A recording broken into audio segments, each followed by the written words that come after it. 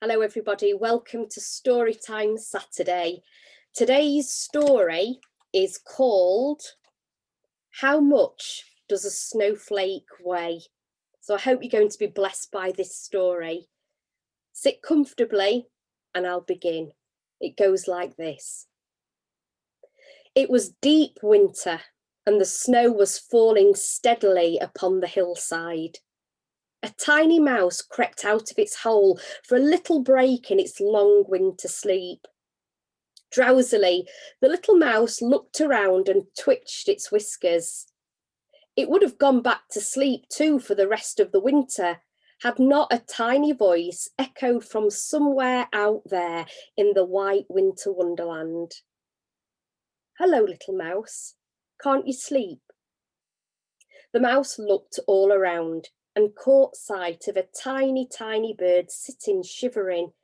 It was on a bare branch just overhead.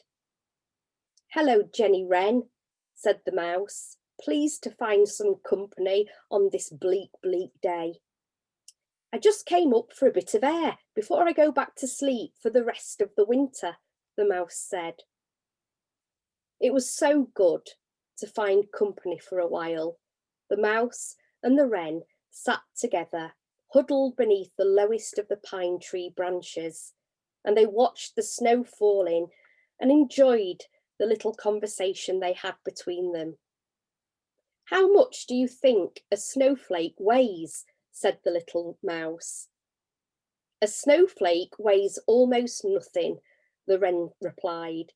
"A snowflake is so insignificant, it carries almost no weight at all. How can you possibly weigh a snowflake?" "Oh, I disagree," said the little mouse. "In fact, I can tell you that last winter, around this time, I woke up from my winter dreaming and I came out for a breath of fresh air.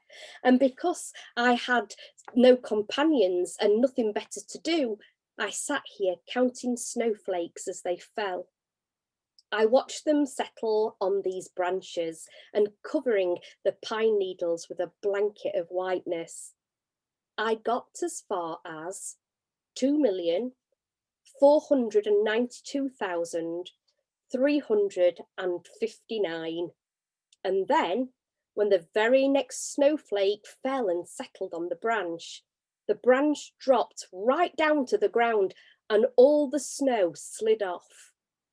So you see, just that one last snowflake weighed enough to make the branch sink down and all that snow move. So a snowflake does weigh something. It does make a difference."